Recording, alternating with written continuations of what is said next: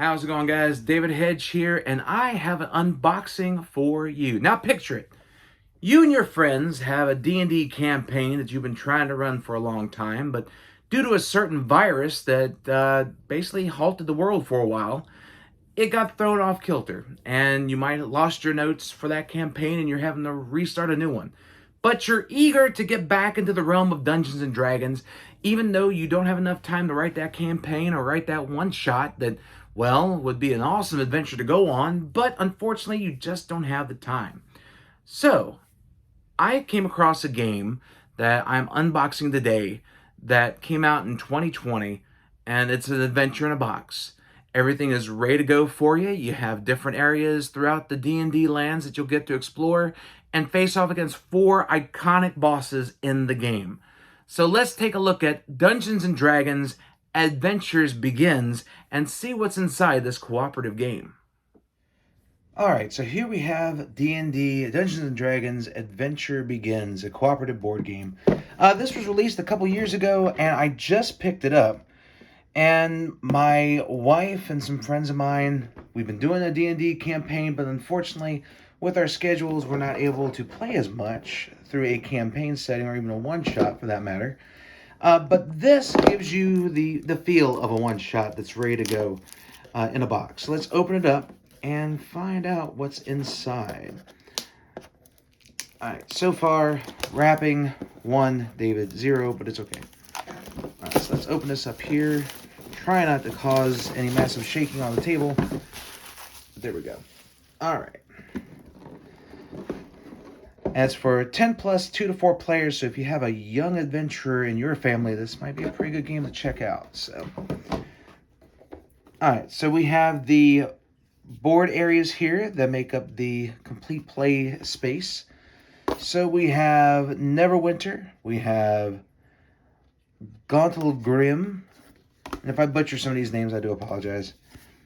We have the Neverwinter Woods, and we have the, I guess I could have just flipped it over, Mountain Hotenau, or Mount Hotenau. All right, and this is actually very sturdy too. Really good stock. So, all right, we got the adventurer guide here for the board game. We have the different characters that you'll be facing. So we have the Kraken, Orn the Fire Giant, Deathsleep the Green Dragon, and Filbris the Beholder. It makes perfect sense to have the Beholder in here because that's one of the most iconic characters in D&D. You have the different classes that you can be, or not different classes, different professions. So you have the Scholar, the Enforcer, Champion, Sage, the Tornado, the Wanderer, the Gambler, and the Seeker. And on the other side, we actually have a bunch of other stuff here. We have the Healer, the Bandit, the Genius, the Peacekeeper, the Trickster, the Outlaw, the Fixer, and the Rebel. Alright, so that's pretty cool. So it gives like the different descriptions of each one and what they can do. So that's pretty neat. Alright, we have the different heroes here. We have Corin Nemesis, which is a red dragonborn rogue. We have Kyra Astorio, a human sorcerer, and Thea Silverfrond, the elf bard. And we have Riz Strongheart, the dwarf fighter. Okay, there we go. And it looks like we have the different levels, different class cards for each one, giving you the different abilities for them. So we got level 1 and we got level 2. And we got gold, because what kind of D&D game wouldn't be complete without gold? Alright, so it looks like these are like health trackers here. And this, let's see here. Okay, this right here is the one thing. There we go. So if you get this game, and this game's like really inexpensive, so it's a great find for you for the group and also for families that want to get into D&D. Be careful on this because this is really stiff, but it's well quality made, so it's pretty good. Alright, we have the different characters here. Let's take a look at these sculpts. So we got the red dragonborn, if they can come out of here. Goodness. So far, packaging 2, David, nothing. There we go. Alright, so we have the Red Dragonborn. Which the sculpts look good. For a game that's inexpensive, like this is pretty detailed. And the plastic quality on it's pretty good too. Alright, so we have our sorcerer here. I think this is my favorite one. Looks pretty good. We have the archer. Okay, now I see the reason why I'm having problems. There's D&D dice. There we go. And I know there's going to be D&D dice in here, so. We have our archer.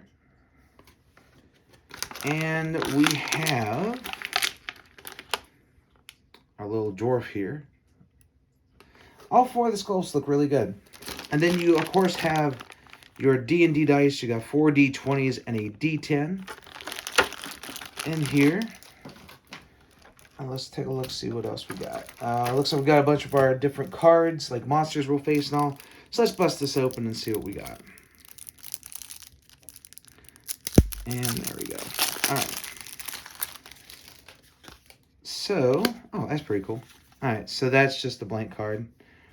But we have the different items. You have what they have on the back, like what they do. So like this one, roll on the D10 1 to 5. Your plan failed. 6+, you dodge out of the way, and you get rewards and everything. So there's like different encounters you'll have, like when the swords fly, irresistible dance. It's a trap. Don't look down. So you have all the different encounters that you're going to have throughout the game here. And then you have the creatures, which there is a plethora of options here for different creatures, because they do have some more here. Let's go over a couple of them. We've got the Hellhound, the Ifrit, the Fire Elemental, Basilisk, Rusty Golem, or Gorgon, Horde of Skeletons, Carrion Crawler, and the Giant Fire Beetle. Now, all these do have their different stats on the back, and it looks like these are the life trackers on the side, so that's pretty neat. So you'll be able to track, see how bad it's kicking your butt or how bad you're kicking it. Oh, who's a good boy? For a lost dog, which a ghost is looking for their dog, which makes perfect sense. Imagine Dragons. Alright, that's cool. But we have Doom, To the Death, So Jelly. Yeah, you can definitely tell there's a little bit of a kids element in here to get beginners, because I mean, To the Death, and it's a fun war. I like that. Alright, let's open this up here. We got our supply cards. I guess they're calling these the backpacks. So we're going to open this up if we can. Wrappers 3, Day 0. Alright, so these are your backpacks. So these are like equipment cards that you'll get. Or, oh, actually, no, they're just the backpacks for your character. Okay, so it gives you like what items are inside. So that's pretty cool. And there's different things on the... whenever you come across this symbol on an adventure card, use this card to help you come up with plans. Okay. So that's the way you can have your equipment and be able to figure out the different things throughout the game. So that's pretty neat. And then you have the bigger fire giants. You have Beholder, the Green Dragon. So you have the different... attacks and all or different allies and attacks for the big bosses that you'll be facing throughout the game. So that's pretty neat. And then you have your item cards. I love it that these things are color-coded, but also you have the different symbols on the back. So you're able to tell what's what, which is pretty good. You have a pet mimic. Look at how cute he is. Ponderous Tome, Axe of the Dwarvish Lords, a Giant Toad, Bottomless Potion of Swagger, Spider Cloak, Baby Albert. Now that's a cute card. My wife would see that picture and she would like, I want one. And yeah, that's pretty cute. Not a Joke, The One Ring. Lord of the Rings, anybody? And a Pseudo Dragon. Okay, that's also pretty cute too. And Liar, Liar, Pants on Fire. All right, and we have the different shops. So I guess these are where the shops you can get the item cards from, which is pretty cool. All right, we have one more to go into. Oh, and just to let you know, looks like this is probably the holder for your big boss creatures in the game and their cards and all. That's pretty cool. I like the design on that. So you got the card, you have the dice, and you have the extra cards for them. So I like that. That's pretty cool. All right, and let us open up this last card here so we can just have everything opened up. Less I gotta worry about later. Wrapping for David Nothing. Ow. All right. Toss that to the side. All right, so we got more monsters. We have the Hydra, Blue Wormling Dragon, Orc Archer, Halfling Pirate, Rogue, a Scarecrow, a Rare Rat, and Undead Townspeople. She's had a bad hair day. All right. And we have... Oh, we have a hag. Man, that looks like me in the mornings. All right. So we got Drippy, Fish Out of Water. So each one of these represents different encounters on the different areas that you'll be trudging through during the game. So that's pretty cool. I like it that they're all color-coordinated. I like it that there's actually differential stuff. Like if you check on the bottom here, it'll show the corresponding which area these will be popping up in. So really cool idea on their part. So we have more monsters here. We have a Lizard Queen, an Owlbear, a Banshee, a Reverse Centaur, a Werewolf. It looks like he's trying to audition for Twilight. You're a few years too late, sir. A Bullywog Troop, a Chasm, and again, my picture in the mornings. And then finally we have, blank card, we have a Shrubbery, Drop Some Mad Libs, Pretty Lights, Get Out of My Swamp, Kaboom, Stuck in the, aw, poor thing. See, they're sneaking in other things that Wizards has and Hasbro has, like My Little Pony. Doesn't that resemble one of My Little Ponies? You had the One Ring. Both of these have been in Magic the Gathering, so coincidence? I think not. All right, we have a Challenger approaching. Fortitude. Yeah, not Fartitude, because for musical farts. Yep, we're just going to keep on going. We have Grabby Hands, Flying Bird, or Flying Blind, with a Flying Bird. True Grit, Magic Treehouse, Damsel, Distress Signal, Follow the Leader, Witch or Wicked, and Jack's Beans. All right. So that's all the cards and all the content you get in this game. Again, this is for ages 10 and up, 2 to 4 players. And this is an entry level into Dungeons and Dragons. So if you don't have enough time to come up with a one-shot campaign, or if you just don't have enough time to play a campaign, this might be something to check out. But that's what you get inside Dungeons and Dragons Adventure Begins. Well, there you have it. That's what's inside the Dungeons & Dragons Adventures Begins box. Now, let's start off with the components. They're really well made. The life trackers are really good. However, they are really sturdy and stuck in the beginning, but they will loosen up, so you'll be able to use those slide tracks a lot easier. The artwork on the cards, I think, is really well done. It's geared a lot more towards younger players, which is really nice, because you have younger players that want to start out an adventure in Dungeons & Dragons, and some of the imagery in those books, like from zombies feasting on flesh and stuff like that, it can be a little bit too much for a younger player, so this tones it down just a little bit and makes it a welcoming way to get into the game for a little one.